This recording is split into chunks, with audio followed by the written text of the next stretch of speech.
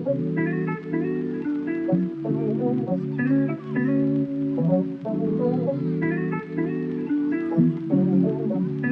दोस्तों, मैं विजय ठक्कर और आप सबका स्वागत करता हूं हमारे एक नए वीकली एनालिसिस वीडियो में। अभी आज के वीडियो में हम लोग बात करेंगे मार्केट के बारे में, जो लास्ट वीक में आप बोल सकते हो फ्लैट टू थोड़ा बहुत पॉजिटिव था। सेक्टर्स की बात करेंगे, जैसे हम लोग ने देखा कि दिसंबर मंथ पूरा ख़त्म हो गया है, तो अभी देखेंगे कि दिसंबर मंथ में क्या अच्छा हुआ, कौन से सेक्टर ने अच्छा परफॉर्म किया। और लास्ट में हम लोग कुछ ऐसे स्टॉक्स की बात करेंगे जो मुझे बहुत अच्छे लग रहे हैं। और इसमें से दो स्टॉक ऐसे हैं ना जिसने पहले ब्रेकआउट दिया था, बट वो एक तरीके से फेल हो गए थे। एक स्टॉक तो फेल हो गया था, दूसरा स्टॉक ब्रेकआउट के ऊपर क्लोज नहीं हुआ था। ये वीक में वो लोग ने अच्छा क्लोजिंग दे दिया है। और एक स्टॉक ऐसा है ना जो मैंने आप लोगों के साथ पहले भी शेयर किया था, जो ब्रेकआउट नहीं हुआ था, मैंने आपको वॉच लिस्ट में रखने बोला था, और ये वीक में वो ब्रेकआउट हो चुका है। तो ये सारी चीज़ें डिस्कस करेंगे। तो चलो पहले हम लोग मार्केट की बात करते हैं। अभी देखो, लास्ट वीक में हमने देखा कि मार्केट में ना थोड़ी बहुत रिकवरी आई, बहुत थोड़ी, ज़्यादा नहीं। और अगर आप निफ्टी को देखेंगे तो थोड़ा बहुत ऊपर गया था, पर बैंक निफ्टी में कुछ खास नहीं हुआ। बैंक निफ्टी आप बोल सकते हो कि फ्लैट टू नेगेटिव ही था।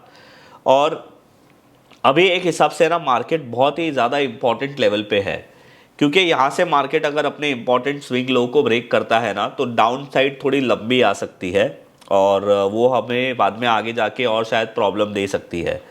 तो चलो एक काम करते हैं, चार्ट में जाते हैं और वहाँ पे ही डिस्कस करते हैं। तो देखो, अभी आप लोग निफ्टी का मंथली टाइम फ्रेम का चार्ट देख रहे हो, और आप यहाँ पे देखो कि मार्केट चलना बंद हो गया था सितंबर महीने में। फिर अक्टूबर महीने में तो ये अच्छा खासा गिर गया, 6.5% जितना। नवंबर महीने में भी ये गिरा था, बट रिकवर हुआ। दिसंबर महीने में एक अच्छी होप आई थी कि चलो मार्केट रिकवर हुआ है।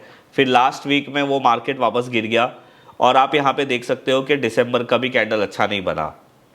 खैर, अभी जनवरी मंथ की शुरुआत हुई है, अब तक का ये कैंडल तो ठीक बना है। बट आप यहाँ पे देखो वीकली टाइम फ्रेम पे, अभी हमारे लिए जो इम्पोर्टेंट स्विंग लो है ना, वो है 23,260 का। तो अगर हम लोग इसके नीचे क्लोज होते हैं तो हमारे लिए फिर बहुत ज़्यादा प्रॉब्लम हो जाएगी। फिर डाउन साइड का लेवल अगर आप लोग यहाँ पे देखोगे सपोर्ट और रेजिस्टेंस के बेसिस पे, तो फिर हमारे लिए सीधा 22,600 और 22,500 के लेवल बनते हैं। आई विश के ये हो ना, बट हमारे विश करने से कुछ होता नहीं है। आप डेली टाइम फ्रेम का चार्ट देखो, यहाँ पे ना स्मॉलर टाइम फ्रेम ने निफ्टी ने एक सपोर्ट लिया और थोड़ा सा ऊपर आया। और ऊपर भी क्या बोलेंगे हम लोग, ये जो पहले का रेजिस्टेंस था या गैप था, आप बोल सकते हो, हमने उसको फिल किया। सबसे एक अच्छी मूव आई थी हमारी 2 जनवरी को। ये कैंडल देखो बहुत स्ट्रॉन्ग था 2 जनवरी का। और फ्राइडे को वो आप बोल सकते हो कि फॉलो अप नहीं मिला, बट एक इम्पॉर्टेंट सपोर्ट है 24,000 का, हम लोग उसके नीचे गए नहीं। तो खैर, अभी हम लोगों को मंडे अगर फॉलो अप मिलता है तो अपसाइड का रेजिस्टेंस 22,700 से लेके 800 का है। और अगर नहीं मिला और वापस से हम नीचे आते हैं तो 23,540 लेवल ब्रेक करने के बाद एक इम्पॉर्टेंट स्विंग लो है, अगर वो भी हमने ब्रेक कर दिया तो हमारा डाउन ट्रेंड कन्फर्म हो जाएगा।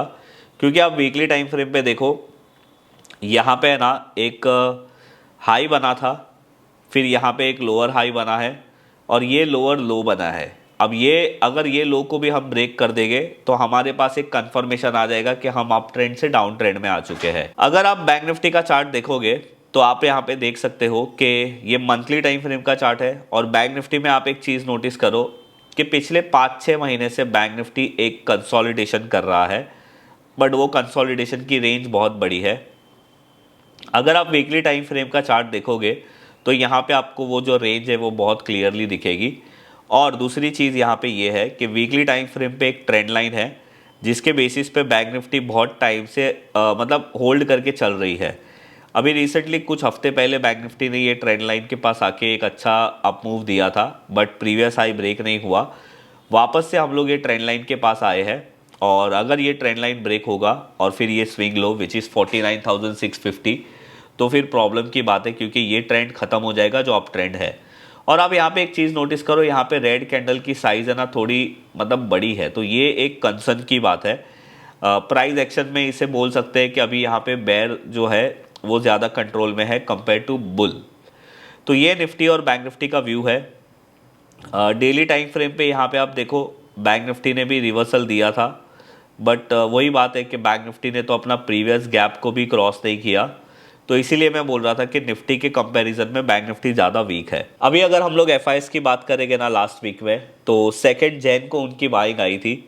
उसके अलावा एफआईएस ने पूरा सेलिंग ही किया था पूरे वीक में। डॉलर इंडेक्स की बात करें तो 108.90 के आसपास ट्रेड कर रहा है, अच्छा खासा ऊपर आ गया है, जो एक अच्छी बात नहीं है। इंडिया वीक्स अभी देखेंगे तो 13.54 पे है।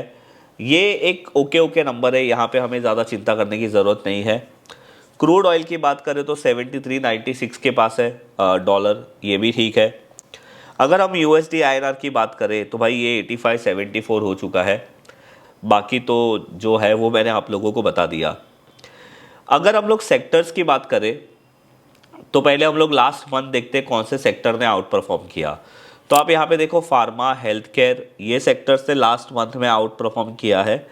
इवन ऑटो सेक्टर भी है ना अभी अच्छा हो रहा है। और अगर आपको याद होगा तो मैंने आप लोगों को बताया था कि एफएमसीजी बॉटम बना रहा है, एफएमसीजी इंडेक्स। और यहाँ पे देखो लास्ट मंथ में एफएमसीजी इंडेक्स थोड़ा सा परफॉर्म कर चुका है। लास्ट मंथ में जो सबसे खराब सेक्टर था वो था बीडीआ, PSU, bank, metal, energy, commodity, ये सब। लास्ट वीक की बात करें तो ऑटो सेक्टर आउट परफॉर्मर है, ओएलजीसी, सीपीएसई, एमएनसी, कंजम्पशन, एफएमसीजी। और अगर खराब सेक्टर की बात करें तो reality, finance, service, metal, IT in fact flat था। तो ये सारी चीज़ें हैं। अभी मैं आप लोगों को एक बात बताता हूँ कि अगर आप लोगों को स्विंग ट्रेडिंग करना है ना, तो आपका स्टॉक सिलेक्शन फार्मा सेक्टर में से होना चाहिए, क्योंकि फार्मा सेक्टर में अभी स्ट्रेंथ बहुत ज़्यादा है। तो आपका स्विंग ट्रेडिंग का राइट होने का प्रोबेबिलिटी वहाँ पे ज़्यादा हो जाएगा। और अगर आपको लो रिस्क बाय करना है तो आपको एफएमसीजी सेक्टर में स्टॉक्स ढूंढने चाहिए, जैसे मैंने आप लोगों के साथ एक वीडियो में शेयर भी किया था। देखो अभी आज के जो लिस्ट में मैं आप लोगों के साथ स्टॉक शेयर करने वाला हूँ ना, उसका मैं आप लोगों को ये बता देता हूँ, चार्ट्स बता देता हूँ। और उसमें से सबसे पहला स्टॉक है जुबिलेंट इंग्रेविया। अब देखो यहाँ पे है ना, आप एक चीज़ ध्यान में रखो, इसका पहला रिवर्सल ब्रेकआउट हुआ था ये एरिया पे 500 रुपये पे। फिर इसका और एक ब्रेकआउट हुआ था 650 रुपीज़ पे। फिर इसका एक अटैम्प्ट हुआ था ऑल टाइम हाई ब्रेकआउट करने का इन द मंथ ऑफ सितंबर, और इसने फाइनली ब्रेकआउट दिया था in the month of December. पर ये देखो आप ये है ना, अभी आप लोग वीकली टाइम फ्रेम का चार्ट देख रहे हो, और यहाँ पे आप एक चीज़ नोटिस करो कि वीकली टाइम फ्रेम पे ये स्टॉक कभी भी अपने ऑल टाइम हाई के ऊपर क्लोज नहीं हुआ था।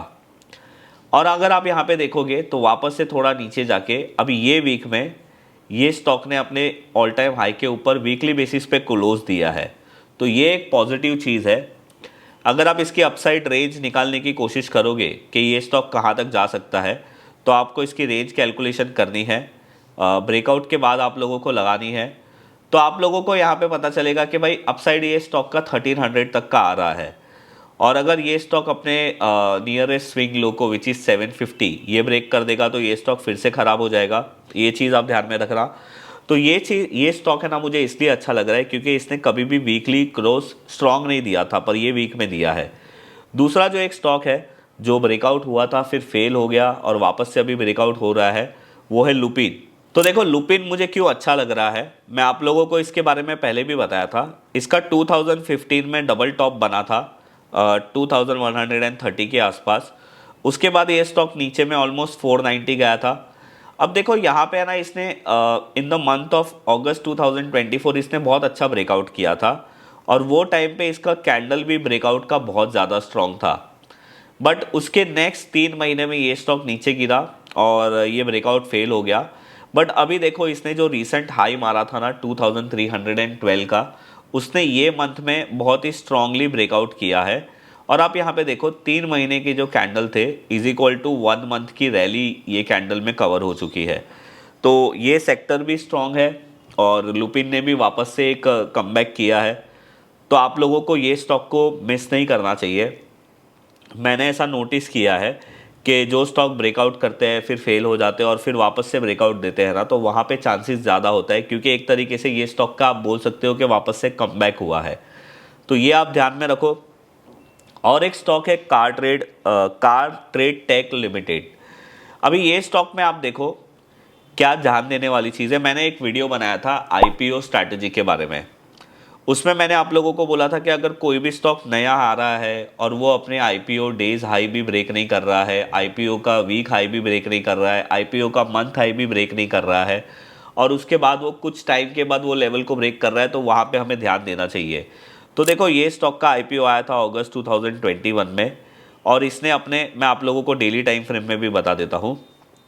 इसने अपने आईपीओ का डेज हाई कभी ब्रेक नहीं किया, उसके बाद ऑब्वियसली वीकली हाई भी ब्रेक नहीं हुआ उसमें, और उसका जो आईपीओ का मंथ हाई था वो भी कभी ब्रेक नहीं हुआ।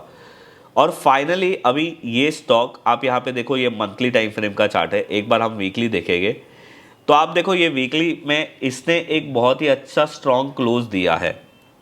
इनफैक्ट इसने लास्ट वीक भी ट्राई किया था, पर इसने लास्ट वीक में डोजी कैंडल बना दिया, बट ये वीक में इसका कैंडल थोड़ा अच्छा बन गया है। अगर ये स्टॉक अपने लास्ट वीक के हाई के ऊपर जाता है जो है 1717 का, तो ये स्टॉक भी स्ट्रॉन्ग है और आप इसके ऊपर ध्यान दे सकते हो। अगर आप इसकी रेंज कैलकुलेशन निकालोगे अपसाइड लेवल ढूंढने के लिए, तो आप लोगों को पता चलेगा कि ये स्टॉक अभी ब्रेकआउट कर रहा है 1700 के आसपास, और अगर हम लोग रेंज कैलकुलेशन करते हैं तो यहाँ पे दिखता है कि 2900 तक जा सकता है। और अगर ये स्टॉक ने अपने रिसेंट स्विंग लो को ब्रेक कर दिया जो है 1430 के आसपास का, तो ये स्टॉक खराब हो जाएगा। ये आप चीज़ ज़रूर ध्यान में रखना। तो ये तीनों स्टॉक मेरे हिसाब से ये वीक में अच्छे थे और आप लोगों का भी ध्यान होना चाहिए। अभी मैं आप लोगों को एक चीज़ यहाँ पे बता दूं कि ये जो मैं आप लोगों के साथ शेयर कर रहा हूँ ना, ये मेरा पर्सनल व्यू है। आप लोगों को कोई भी बाइंग और सेलिंग रिकमेंडेशन नहीं है। तो आप इसमें कुछ भी करना चाहते हो तो अपना एनालिसिस ज़रूर करना। मैं सिर्फ आप लोगों को प्राइस एक्शन और वॉल्यूम एनालिसिस के बेसिस पे समझाने की कोशिश कर रहा हूँ कि आप लोगों को कैसे चार्ट्स को देखना चाहिए। तो बस ये था हमारा ये वीडियो।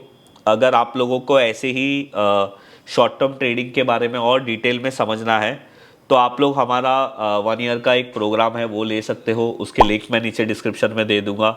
और आप लोगों को लुपिन जैसे स्टॉक में स्विंग ट्रेडिंग कैसे करना है उसको और डिटेल में समझना है, मेरा एक स्विंग ट्रेडिंग का वेबिनार हमने किया था, तो उसमें मैंने एक रूल बेस्ड सिस्टम बताया है, तो आप उसको ले सकते हो, तो आप उसमें स्विंग ट्रेडिंग कर सकते हो। और मैंने आप लोगों को लास्ट वीडियो में एक क्वेश्चन पूछा था कि मैं एक ऑफलाइन इवेंट रखना चाहता हूं, जो मैं ऐसा सोच रहा हूं कि साल में एक बार हम लोग रखेंगे, तो उसकी फ़ीस कितनी होनी चाहिए। मैंने आप लोगों को लास्ट वीडियो में भी बोला था कि अगर मैं किसी होटल में एक दिन का प्रोग्राम भी रखता हूं तो होटल वाले 2000 से लेके 3000 तक का चार्ज ले लेते हैं, क्योंकि उनके पास ब्रेकफास्ट, लंच और इवनिंग हाई टी का पैसा वो लोग ले लेते हैं, प्लस उनका जो ऑडिटोरियम का एक्सपेंस होता है वो, और फिर हम लोग स्क्रीन वगैरह लगाएंगे तो उसमें एक थोड़ा बहुत खर्चा हो जाता है। तो पर पर्सन अगर मैं सिर्फ कॉस्ट की बात करूं तो 5000 रुपये से लेके 4000 रुपये तक का कॉस्ट हो जाता है। तो अगर आप लोगों को ठीक लगता है तो मैं एक दिन का पूरा एक इवेंट रखता हूँ, उसमें मैं आप लोगों के साथ जितना भी मुझे आता है वो सारी चीज़ें शेयर करूँगा, और हम लोग पर्सनली भी मिल लेंगे। और ये क्या हो जाएगा ना, एक साल में एक बार मिलने वाला प्रोग्राम हो जाएगा, जहाँ पे आप लोग और हम एक दूसरे के साथ एक दूसरे का एक्सपीरियंस शेयर करेंगे। तो आप लोग मुझे नीचे कमेंट्स में बताइए कि क्या मुझे ऐसा प्रोग्राम रखना चाहिए या नहीं रखना चाहिए ऑफलाइन मीट वाला, क्योंकि क्या है ना, ऑनलाइन तो हम लोग रखते ही है, बट ऑफलाइन में एक पर्सनल कनेक्शन भी हो जाता है। तो इसके बारे में आप ज़रूर मुझे जवाब दीजिए। और अगर आपको ये वीडियो अच्छा लगा है तो आप हमारे वीडियो को लाइक और शेयर ज़रूर करिए। और कल हमारे चैनल पे एक पॉडकास्ट हमने लाइव किया था, जहाँ पे कोठारी जी जो थे, गजेंद्र कोठारी जी, उन्होंने हमको बताया कि म्यूचुअल फंड में आप कैसे बड़ा पैसा बना सकते हो। उन्होंने 10,000 से SIP स्टार्ट की थी और आज उनका जो म्यूचुअल फंड पोर्टफोलियो है वो 50 करोड़ का है, उनका टारगेट 100 करोड़ का है। तो आप लोग वो वीडियो ज़रूर देखिए अगर आपने वो पॉडकास्ट नहीं देखा तो। एक हिसाब से ये म्यूचुअल फंड का एक मास्टर क्लास जैसा वीडियो हो जाएगा, जहाँ पे उन्होंने बहुत सारी चीज़ों के बारे में बताया है कि म्यूचुअल फंड में क्या चीज़ों को ध्यान रखना चाहिए, कौन सा फंड अच्छा होता है, कैसे फंड सिलेक्ट करना चाहिए, कहाँ रखना चाहिए, और बहुत सारी चीज़ें। तो अगर आपने वो वीडियो नहीं देखा है तो वीडियो जाके ज़रूर देखिए, आप लोगों को मज़ा आएगा, म्यूचुअल फंड का एक प्रॉपर नॉलेज मिलेगा। और अगर आपने हमारा चैनल सब्सक्राइब नहीं किया है तो सब्सक्राइब ज़रूर करिए। मैं मिलूँगा आप लोगों के साथ ऐसे ही कोई नेक्स्ट वीडियो में, तब तक के लिए बाय बाय।